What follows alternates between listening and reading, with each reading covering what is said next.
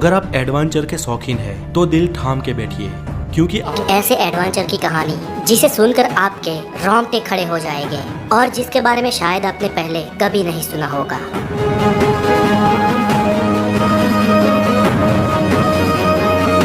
दुनिया के सबसे बड़े शिखर माउंट एवरेस्ट को सर करने की शुरुआत 1921 से ही हो चुकी थी, लेकिन उसकी चोटी तक कोई नहीं पहुंच पा रहा था। और एवरेस्ट की चोटी तक पहुंचना इतना आसान भी नहीं था, क्योंकि वहां तक पहुंचने के लिए बेहद ही मुश्किल और खतरनाक हालातों से गुजरना होता था। क्योंकि 29,028 फीट की इस मंजिल के रास्ते में बहुत सारे मौत के दरवाजे हैं। इस मिशन में कई लोग असफल हुए, कई लोगों ने अपनी जान गंवा दी और बहुत सारे लोगों का शव तो आज भी उस बर्फीली चट्टानों के भीतर दबा पड़ा है, जिसे आज तक वापस नहीं लाया गया।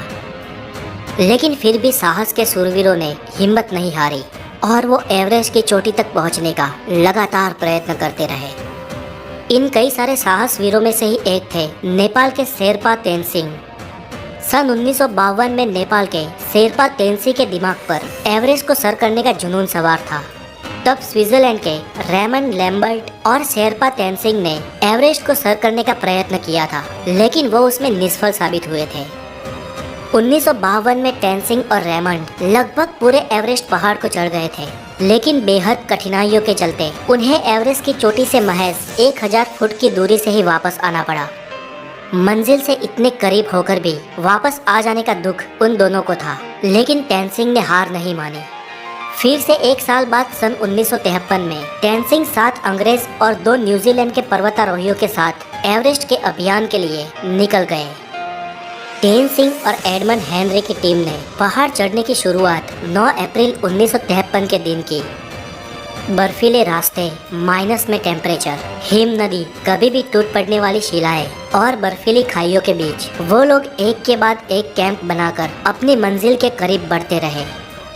लगभग 20,000 फुट की ऊंचाई तक पहुंचने के बाद एक छोटी सी दरार को पार करने के लिए हेनरी ने डाइव लगाई, लेकिन उनके भार के कारण बर्फ की चट्टान वहां से खिसक गई और वो हमेशा के लिए उसमें दबने ही वाले थे कि पीछे से समय रहते तेनसिंह ने रस्सी फेंकी और हेनरी ने उसे पकड़कर अपने प्राण बचा लिए। अगर तेनसिंह ने वो रस्सी ना फेंकी होती तो हेनरी उस वक्त अपने जीवन से हाथ धो बैठते। खैर, एडमंड हेनरी और तेनसिंह की टीम धीरे धीरे एवरेस्ट की चोटी से नजदीक आते रहे। उनसे पहले चढ़ाई को शुरू करने वाली चार्ल्स इवान की 9 सभ्यों की एक टीम थी, जो तेनसिंह की टीम से पहले एवरेस्ट को चढ़ने वाली थी। अगर किसी कारण इवान्स की टीम एवरेस्ट में चढ़ने को निष्फल हो या चढ़कर वापस आ जाए, उसके बाद ही तेनसिंह की टीम को आगे बढ़ना था। हेनरी और तेनसिंह की टीम ने लगभग आधे से ऊपर एवरेस्ट को सर कर लिया था। एवरेस्ट की चोटी से पहले आने वाली ये आखिरी छोर सबसे खतरनाक माना जाता है, जहां पर पहुंचते पहुंचते कई लोगों ने आखिर में अपनी जान गंवाई है। एक तरफ इवान्स की टीम इनसे पहले आगे बढ़ रही थी और 26 मई के दिन माउंट एवरेस्ट के शिखर से वो लोग सिर्फ 300 फुट की दूरी पर थे। लेकिन इवान्स और उनके साथी बहुत थक चुके थे। उनके शरीर ने जवाब दे दिया था।